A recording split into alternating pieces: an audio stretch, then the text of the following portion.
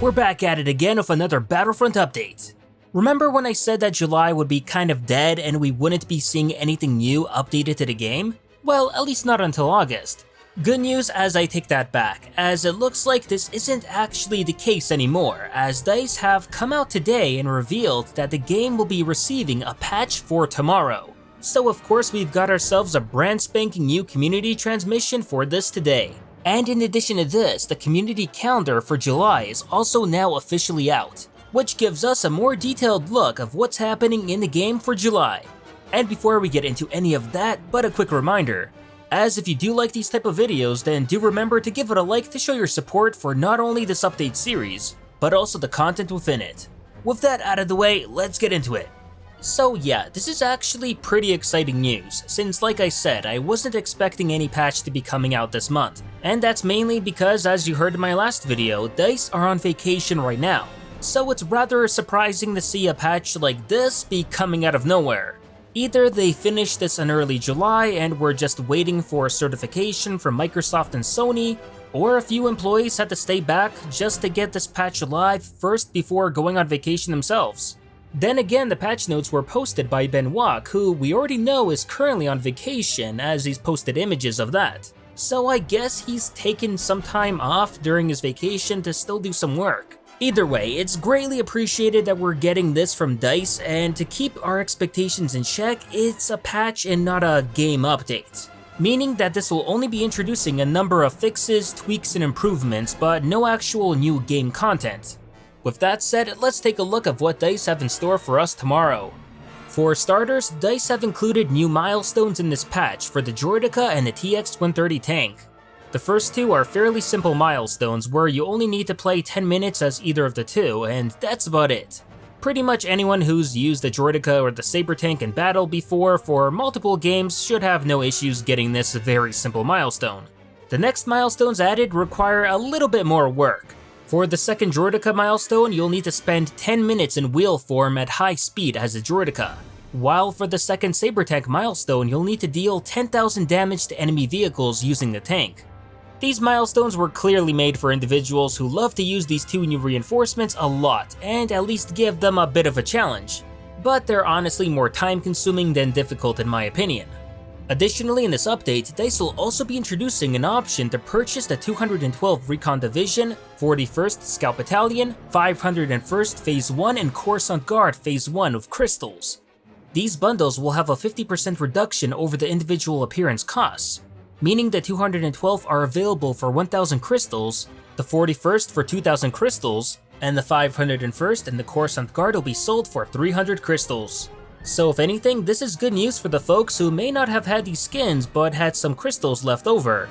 Or heck, want to buy crystals just to get the skins now, then play the waiting game to grind out for the credits. And yeah, I can see new players who recently got the game and want to play in these skins now rather than later being happy about this.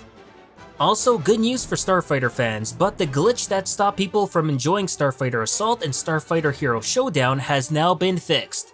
We actually got a hot tip on this happening last week from one of the DICE developers, but the question was always, when exactly was the fix going to go live?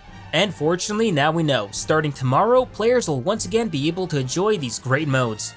Next up, we've got some hero and villain fixes and tweaks. Actually, 6 of them in total, with even some being introduced as a result of requests from the community. The first two are for Darth Vader specifically, where DICE fixed a visual issue where impact visual effects would incorrectly trigger when playing as Vader, and attacking while holding the block button. Another is where Vader's lightsaber would stop being visible when switching the lightsaber off before throwing it against an opponent. So yeah, pretty much visual fixes and nothing else more than that, but still nice nonetheless. Obi-Wan Kenobi will also be getting a visual fix for his tech animation on his General Kenobi chestplate, which does sound very minor and honestly, I don't think most people will even notice. Count Dooku, however, on the other hand, does get a far more useful fix.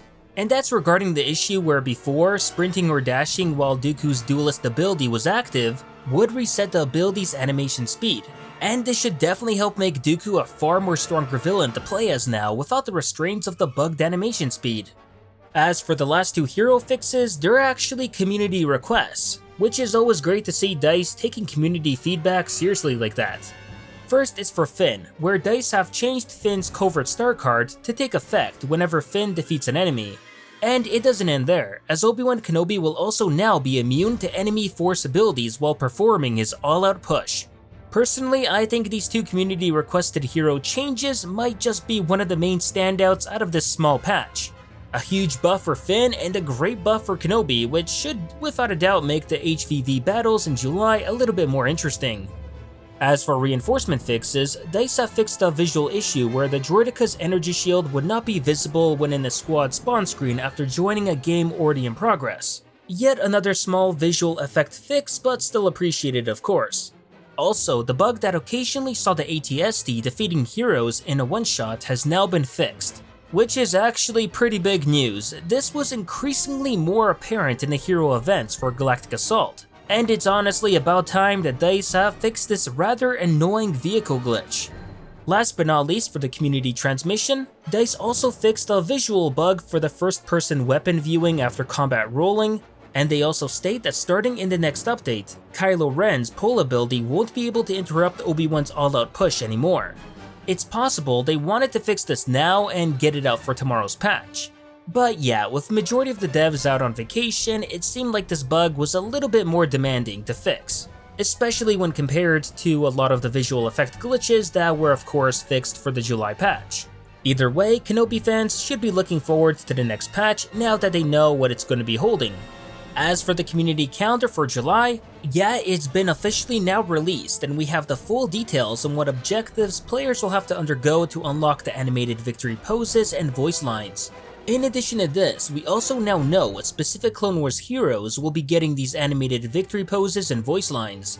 And spoiler alert, but unfortunately it won't be all of them. So as stated before, every Wednesday will be a double XP in-game event and active across all the modes. It also seems that DICE intend to actually keep this around for the long term, and make Wednesday be double XP for August and September as well, but for the time being we don't have confirmation on that. Rather just what Kevin Johnson from DICE has been teasing us as of right now. But from July 11th to the 20th, the Spotlight hero will be Darth Maul, where players will need to eliminate heroes with Maul to get his Vigilant Victory pose, or chokehold enemies for his Kenobi voice line. From July 18th to the 27th, it's all about Obi-Wan Kenobi. If you eliminate enemies of Kenobi, it'll be for his Body and Mind victory pose. And if you use the all-out push ability against enemies, then it's to earn Kenobi's Maul voice line. From July 25th to August 4th, the highlight hero here is General Grievous, with players needing to eliminate enemies as Grievous for his Grievous Duelist victory pose. And also do the same with his Claw Rush ability for his Hello There voice line. Last is Yoda, which will be the Spotlight hero from August 1st to the 11th. Players will need to use his presence ability on allies to try and get his Trust You Not voice line, and of course eliminate as much enemies as possible for his Serenity victory pose. Now, as a reminder, these are community events, so the community as a whole will be unlocking these victory poses and voice lines together. Jay Ingram also stated that DICE will be sharing the specific numbers needed to be reached of each event when it goes live. They apparently thought about including the numbers in the community calendar itself, but didn't want to mess or clutter things up. Either way, if the Leia New Hope community event is of any indication, I can see players having no problem whatsoever in unlocking all of these victory poses and voice lines. However, with that said, I am disappointed that Anakin and Dooku are being neglected by DICE here, considering they are, well, Clone Wars heroes just as much as everyone else on the list here. But I suspect it might be the result that both Anakin and Dooku were the last Clone Wars heroes made and released. And all of these animated victory poses and voice lines were probably done last year, so they just never took the time to make some for Anakin and Dooku when they were released earlier this year, which again is a major shame. Going forward, it would be nice to get animated victory poses and voice lines for not only Anakin and Dooku, but heck, even some too for the original and sequel trilogy heroes just the same. Last but not least, I think we could also be seeing some more Kenobi, Leia, and Grievous buffs be coming out in August. And this comes as a result of a comment made by Benoit in response to someone asking if they have any plans to buff certain heroes anytime soon. Benoit then afterwards admitted that DICE currently have Kenobi, Leia, and Grievous close to the top of their priority list in terms of heroes that needed to be buffed. However, if you were looking forward to a Dooku buff, then that doesn't seem to be likely anytime soon. As of right now, we already know that we're getting a nice Kenobi buff in the July update. So it's hard to say if that was the buff for him that Ben was referring to in this comment.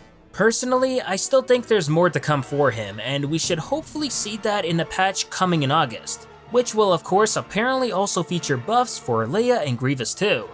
But that'll do it for this Battlefront update. As always, if you enjoyed this video, please like it, share it, and subscribe to the channel to not only support it, but keep up with Star Wars news, gaming, and canon lore released every week. And consider following me on Twitter and Facebook to never miss out on the latest Star Wars related content. Thanks for watching, and may the Force be with you.